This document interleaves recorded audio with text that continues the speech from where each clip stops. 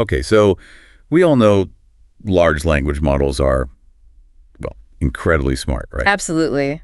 Almost scarily so sometimes. But here's the thing. They have this sort of fundamental hurdle.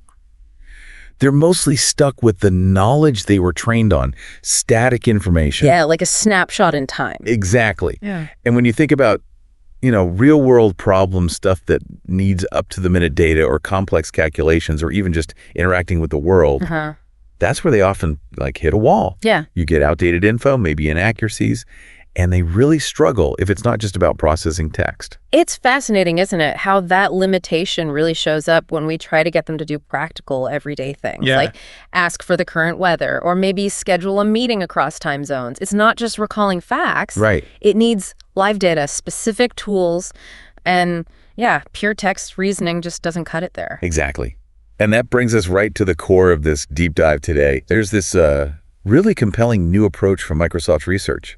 It's called ARTIST. ARTIST. Yeah, it's short for Agentic Reasoning and Tool Integration in Self-Improving Transformers.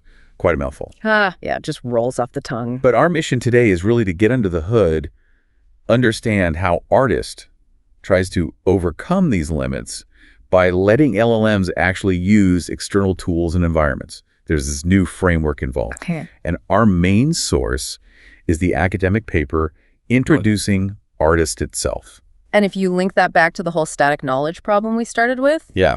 you can immediately see why that's potentially huge, right? An AI that doesn't just understand info, but can actively go get it and use it. That's a massive leap forward. Absolutely. So the core idea with ARTIST, essentially, is this really tight coupling of agentic reasoning. We'll dig into that more. Okay. Reinforcement learning and, the ability to actually use tools. Right. The whole point is to let the LLM figure out not just what tools are out there, but crucially when to use them, how to use them, and even which tool is the best fit for the job. And the early results are sounding pretty exciting. They really are. According to the paper, ARTIST is already doing better than, the current state-of-the-art systems in things like complex math problems. Wow. And those tricky multi-turn conversations where you need to call different functions one after another. They're reporting some really significant improvements. Okay, yeah, that definitely grabs your attention. So let's dig a bit deeper into that core problem first, just relying on text. You mentioned limitations. Can you give us a few more concrete examples from the paper? Sure. The paper really highlights where pure text reasoning falls short. Think about time-sensitive questions. Like what happened in the news today? Exactly. If the LLM's training data stopped last year, it just won't know.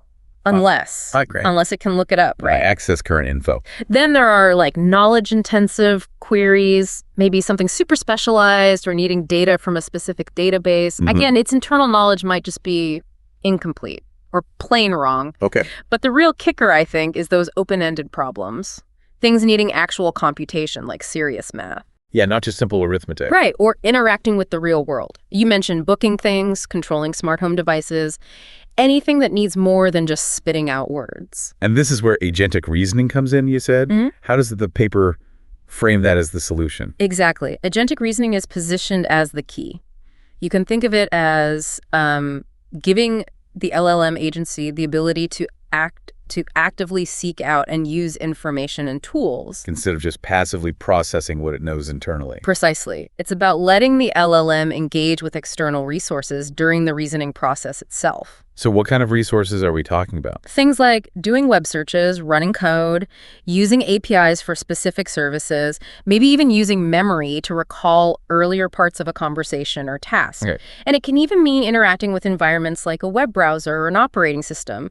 It's about actively engaging to solve these messy real-world problems. So much more dynamic, much more interactive than just internal thinking. That's the idea, a totally different paradigm. Right. And the core of this within ARTIST is its framework. How does that actually work? How does it manage all this? Well, what's really interesting is how ARTIST makes tool use and environment interaction like fundamental parts of the reasoning. It's not just bolted on afterwards. It's deeply integrated. Yeah. The paper describes it as this iterative process. The LLM doesn't just get a task and spit out an answer. No.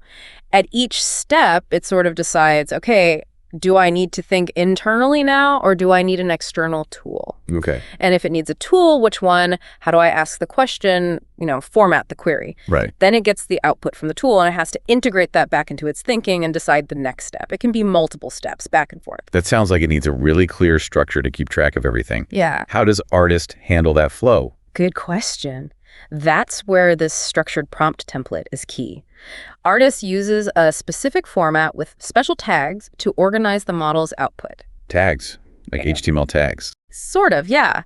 There's a think tag where the model writes out its internal reasoning, its plan. Okay. Then, if it decides to use a tool, it puts the tool name and the query inside tool name tags like Python or search. Got it. The result it gets back from the tool goes inside output tags. And then finally, the actual answer to the whole problem goes in answer tags. Okay, so that structure keeps everything neat and organized. Exactly. It helps the model manage its process, and it also makes it easier for us humans to see how it reached the answer later. Yeah, that makes a lot of sense. Traceability. And the paper gives this great example to really show it off a math Olympiad problem. Oh yeah, those are notoriously tough. Right. And they often need really precise calculations. A standard LLM, even one trained with RL, might try to solve it just with text. Might probably mess up the complicated math. Likely. But artist, using this template, can generate Python code inside the Python tags. Okay. It then calls an external Python interpreter, that's the tool maybe using libraries like SymPy for accurate math. Wow. It gets the numerical result back in the output tags, uses that to inform its next bit of reasoning and think, and eventually gets to the correct final answer. That's a huge difference in capability. Accuracy and just being able to do it at all. It really is. It's not just having the tool, it's knowing how and when to use it smartly within the problem. Right. And you said a key thing earlier. Artist learns this. It doesn't need explicit step-by-step instructions for tool use. Exactly. It learns to make those decisions itself. And that learning happens through reinforcement learning. You mentioned GRPO. Can you unpack that a bit? How does RL fit in here? Yeah, reinforcement learning is the engine driving this learning process. They use a specific algorithm called GRPO, relative policy optimization. Okay. Apparently, GRPO has worked well before on language models for reasoning tasks. The basic idea is it uses outcome-based rewards. Meaning, did it get the right answer in the end? Pretty much, yeah. Did it succeed or fail? And importantly, it doesn't need a separate value function, which can make the training more efficient compared to some other RL methods. Okay, so outcome-based rewards, efficient training. How is GRPO adapted specifically for artists with all this tool interaction? This is where it gets really clever. Because artists' output mixes text. The model generates itself think, answer, and text that comes directly from external tool output. Right, the tool results. If you just applied standard RL, the model might learn to just, mimic the tool outputs, especially if they're deterministic. Because that guarantees a sort of correct sequence locally, even if the reasoning is wrong. Exactly, but that's not what you want. You want the model to learn how to reason about using the tool effectively. So how do they fix that? They use this smart technique called loss masking. When they calculate the learning signal, the loss, they basically ignore or mask the tokens that came from the tool outputs. Oh, interesting. Yeah, so the learning signal is really focused on the parts the model generated itself, the reasoning and think, the decision to call a tool and tool name, and the final answer. It learns about its own choices and reasoning regarding tool use. That makes perfect sense. It forces the learning onto the model's decision-making process, not just copying the tool. Precisely. And to guide that learning even more finely, artist uses a composite reward function. It's not just one reward signal, it's actually made up of 3 parts. Okay, 3 parts to the reward. Let's break those down. What's the first one? The first is probably the most obvious, the answer reward. To get the right answer. Yep, simple as that. If the final answer inside the answer tags is correct for the task, it gets a positive reward. Directly encourages solving the problem. Makes sense. Ultimate goal. What's number 2? The second is the format reward. This pushes the model to stick to that structured template we talked about. The think, tool name, output, answer sequence. Exactly. It checks. Did it follow the right order? Did it use the tags correctly? Was the final answer properly tagged? They mention having relaxed and strict versions depending on the task, like maybe being a bit looser for math problems initially. So this helps ensure the model's output is consistent and understandable, which is crucial if it's using tools reliably. Definitely. And the third component is the tool execution reward. Okay, what's that measure? Well, every time the model tries to use a tool, say, run some Python code, that attempt might succeed, or it might fail because the code has an error. Right. This reward is basically the fraction of tool calls that were successful. So if it makes 5 tool calls and 4 succeed, it gets a reward reflecting that 80% success rate. So it encourages not just using tools, but using them correctly and robustly. Exactly. It incentivizes proficient tool use, not just throwing calls out there. Okay, so answer, format, and tool execution rewards working together. Now, to really see this in action, you mentioned the paper has case studies. Yeah, 2 really good ones that illustrate the capabilities well. Let's start with the first one. Complex mathematical reasoning. How does Artist tackle that? Right. So here, Artist is given access to an external Python interpreter. This lets it handle those tricky multi-step calculations that pure language models often botch. The prompt template is tailored. Think, then Python for the code, output for the result from the interpreter, and finally answer. And the rewards are tuned for math, too. Yeah. Answer reward is based on getting the exact numerical match. Format rewards check the think, Python, output, answer structure. And the tool execution reward is about whether the Python code ran without errors. Got it. Does the paper show specific examples? It does. They walk through a couple. One is about probability drawing red apples from a box multiple times. Another is a word problem about students in chorus and band. Okay. And what's really cool is seeing how Artist breaks these down. It goes step by step, moving between think, figuring out the next step, and Python, doing the calculation, using the output to verify or plan the next calculation. So it sounds really iterative, almost like it's checking its own work as it goes. Exactly. And the paper points out these really interesting emergent behaviors that weren't explicitly programmed in. Like what? Things like self-refinement. The model might tweak its approach, try slightly different numbers in a calculation, or rewrite its code if the first attempt didn't quite work. Yeah. Then there's self-correction. If it hits an error, maybe the Python code fails, or an intermediate result looks wrong, it can actually notice that in the output and adjust its plan in the next think step. Wow, okay. It learns from mistakes, mid-problem. Yeah. And maybe the most interesting is self-reflection. At each stage, the model seems to explain its reasoning in the think section, sometimes even double-checking results by running a calculation again or trying a different way. And these just emerge from the framework and the RL training. That's what they report, which is pretty powerful, right? It's not just finding an answer, it's learning how to problem solve effectively, including fixing its own errors. That is impressive. Yeah. Okay, what about the second case study?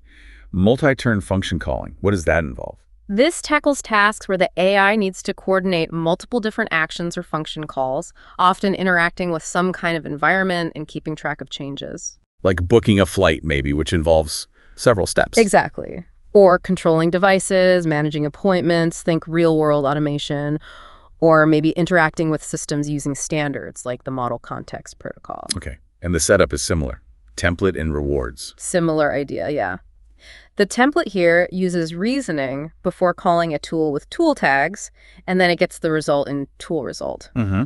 The rewards are a bit different. There's a state reward for tracking variables correctly through the interaction, like is the flight booked, is the car door locked?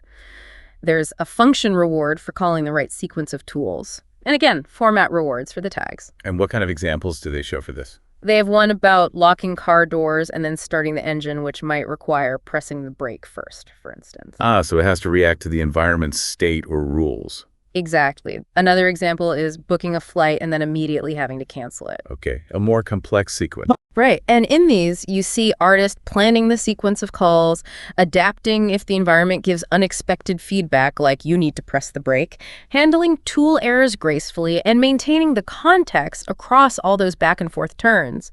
It shows it can manage these multi-step interactions. So similar emergent behaviors here too, planning, adapting, correcting. Absolutely. It adapts its plan if, say, the user clarifies something. Yeah. It corrects its course if a tool call fails or a condition isn't met. And it reflects on the state. Okay, door's locked. Now attempt to start engine before proceeding. These case studies definitely paint a clear picture. But what about the bigger picture? The quantitative results across benchmarks. Right. The paper has a solid evaluation section. Let's start with math reasoning again.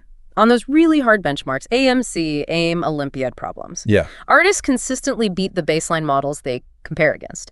And not by a little bit, they recorded up to 22% absolute improvement on some of the toughest problems. 22%. That's huge on notoriously hard problems. What were the baselines? They compared it against strong frontier models like GPT-4o, some open source models specifically built for tool use, the base LLMs without tools, and also base LLMs using tools just through prompting, without the whole artist RL framework. Okay, so a thorough comparison, and artists came out on top. Consistently, yeah, especially on the harder problems. What metrics showed this improvement? The main one was pass at 1 accuracy, getting the exact right answer first time. Okay. But they also looked at the overall reward score achieved, how many times the model actually called the Python tool, and how long its reasoning process was, like number of tokens. So what did those other metrics show? They generally showed that artist wasn't just getting more answers right, it was also learning to use the tools more strategically, maybe fewer calls sometimes, but more effective ones, and engaging in deeper reasoning, indicated by the length and structure. Interesting. So it's learning efficiency and effectiveness, not just accuracy. Seems that way. Yeah. Now, for the multi-turn function calling tasks. Yeah, how did it do there? Also very positive results. On benchmarks like Bench and BFCLV3, artists showed significant accuracy gains compared to the base models and the prompt-only tool use approaches. Okay. And in some cases, its performance was competitive even with much larger open source models, which is quite impressive. What were the key metrics for function calling? Again, pass at 1 accuracy was important, but also things like a correctness reward score, combining state tracking and function call sequence, the reasoning length per tool call, the total number of correct tool calls, and the total steps needed to finish the task. And the trend was positive across these. Yeah, consistently. Artists seemed to use tools more effectively, needed fewer overall steps to complete tasks, and achieved higher accuracy and correctness scores. So the empirical results really seem to back up the promise shown in the case studies for both math and function calling. They really do. And the paper wraps up by highlighting their main contributions. This unified agentic RL framework, showing it works for general tool use and environment interaction, and backing it all up with extensive, rigorous testing. Okay, so let's try to synthesize this. What's the big takeaway from our deep dive into Artist? I think the core message is that Artist looks like a really significant step forward for LLMs. By weaving together agentic reasoning, reinforcement learning, and tool use so tightly, it lets these models break free, to some extent, from the limitations of their static knowledge and just relying on text processing. And that opens the door to tackling much more complex real-world problems, right? Things they just couldn't handle before. Exactly. This dynamic interaction with tools and environments lets them engage with tasks that were previously out of reach. And we saw those cool emergent behaviors, self-refinement, self-correction, self-reflection. That makes the whole system seem more robust, more adaptable. Definitely more capable. It really makes you think about where this could lead. Absolutely. So maybe here's a final thought for you, the listener, to chew on. What happens when AI systems can truly, autonomously learn to use all sorts of tools and interact with the world to solve problems? Yeah, what new possibilities does that unlock? And what new challenges might pop up as this tech gets better and scales to more areas? Can you imagine future applications that might have seemed like pure science fiction just a little while ago? It's definitely worth thinking about. And if you're interested digging into the research paper itself or the wider field of agentic AI is probably a good next step. For sure. Lots to explore there.